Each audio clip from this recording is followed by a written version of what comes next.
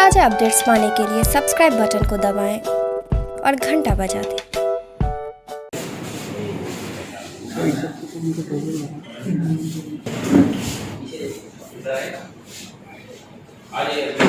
तीन करोड़ से ऊपर के ऑनलाइन बैंकिंग फ्रॉड का खुलासा किया है। इस मामले में पुलिस को सूचना मिली कि कुछ क्रिमिनल्स जो साइबर फ्रॉड से संबंधित थे वो बैंक के थ्रू स्विम स्वैप करा करके और उसके बाद में उसमें से OTP मंगा करके अकाउंट से पैसे को निकाल लेते थे और वो मोस्टली रिटायर्ड पर्सन या फिर जो कम टैक्स सेवी लोग हैं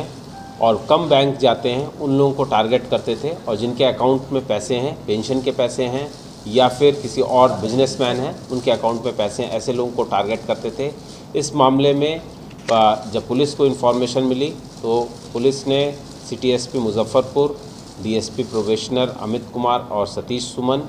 और SHO टाउन, DSP टाउन और इसके अलावा टीम के मेंबर मधुसूदन और अक्षय और SHO टाउन के साथ में एक टीम बनाई। टीम ने लगातार इस मामले में इन्वेस्टिगेट किया और कई लोगों के साथ में कई पॉइंट्स पर इन्वेस्टिगेशन से एविडेंस कलेक्ट किए। इस मामले में लगातार लोगों को सर्विलांस पे रख करके या पूछताछ के जरिए लोगों पे निगाह रखी गई, जिसके बाद में पुलिस ने 4 लोगों को अरेस्ट किया, जिसमें एक PNB बैंक का एम्प्लॉय था और वो लगभग 12 साल से वहाँ पर काम कर रहा था। इसके अलावा जो है और अन्य व्यक्तियों को जो कि बंगाल से संबंधित हैं और मुजफ्फरपुर से संबंधित हैं उन लोगों को अरेस्ट किया गया और उनके अकाउंट की जब जांच की गई तो उनके पास से लगभग 1 करोड़ रुपए जो कि 3 करोड़ रुपए का लगभग फ्रॉड हुआ था, उसमें से 1 करोड़ रुपए 93 लाख रुपए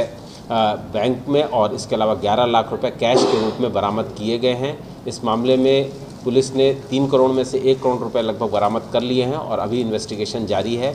और उम्मीद है कि इसमें और आगे भी रिकवरी होगी। Thank you. विड्रॉ किस तरीके से करते थे ये लोग बेसिकली जो है आपका सिम जो है उसको स्वैप करा लेते थे। आपका रजिस्टर्ड मोबाइल नंबर बैंक के थ्रू पता कर लिया जाता था, उसके बाद में उसको जो एक नया सिम इशू करा लिया जाता था मोबाइल कंपनी से और उसके बाद में जो है उसके ऊपर उस पर्टिकुलर सिम पे ऐप डाउनलोड करके, बैंक का ऐप डाउनलोड करके बेनिफिशियरी अकाउंट्स को ऐड करके उसमें पैसा ट्रांसफ़र कर लिया जाता था। उसके बाद में ये पैसा कलकत्ता और बेंगलोर के अकाउंट्स में जाता था, वहाँ से हवाला के थ्रू या फिर कुरियर के थ्रू इस पैसे को वापस मुजफ्फरपुर और उसके आसपास के एरिया में जो क्रिमिनल ग्रुप थे उनको पहुँचाया जाता था। उसके बाद में उसका बंटवारा किया जाता था। ये साइबर फ्रॉड कब से कर रहे थे ये और कितने लोग शामिल हैं? इस पर्टिकुलर मामले में जो हम लोगों ने पूछताछ की है उससे ये बात पता लगी है कि जब से जो है मामला लॉकडाउन हुआ है, लास्ट ईयर लॉकडाउन हुआ है, तब से इन लोगों ने इस तरीके के मामले में इन्वॉल्व होना शुरू किया और उसके बाद में ये लगभग अप्रैल से लेकर के इन्होंने जून के बीच में जो हम लोग को इन्वेस्टिगेशन में पता लगा है उसमें इन लोगों ने वो पैसों को निकाला है। और इसके अलावा जो है कई ऐसे लोग हैं जो इन्वेस्टिगेशन में हम लोगों को पता लगा जो कि मोतिहारी में हैं या फिर छपरा में हैं या फिर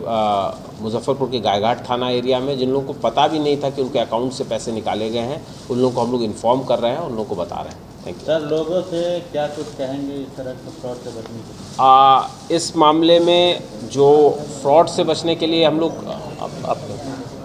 बताइए या बैंक के टोल फ्री नंबर पर संपर्क करें, अपने अकाउंट की स्थिति जानें और यदि संभव हो तो 1 या 2 दिनों के लिए बैंक अकाउंट से सारे ट्रांजैक्शंस डेबिट और क्रेडिट फ्रीज करवा लें। तुरंत सिम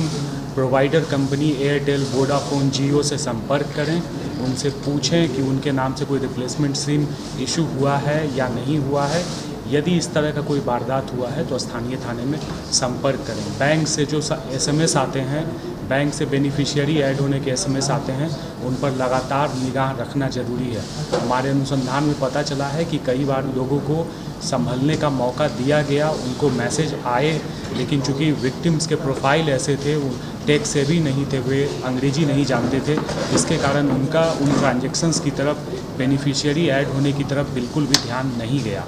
इन सब मामलों में बैंक ब्रांच से निरंतर संपर्क में रहना और अपने अकाउंट की अद्यतन जानकारी साथ में रखना, यही सबसे बेहतर बचाव है। अमाउंट का कोई लिमिट भी है, हेवी अमाउंट हो तभी होगा या ये हर बैंक में अलग अलग है। हमारे केस में हम लोगों ने पीएनबी से संबंधित अनुसंधान किया है, तो वहाँ पता चला है कि 10 लाख रुपए तक की एक दिन में निकासी हो जाती थी। कुछ अकाउंट से 1 करोड़ की निकासी की गई है। तो वे वैसे लोग थे जो रिटायर्ड पेंशनर थे, घर में रहते थे, कहीं मूव नहीं करते थे, लॉकडाउन का समय था, कहीं बाहर आने जाने की पाबंदी थी, तो उनके अकाउंट में 5-6 दिनों के अंतराल में 1 करोड़ रुपए निकाल लिए गए।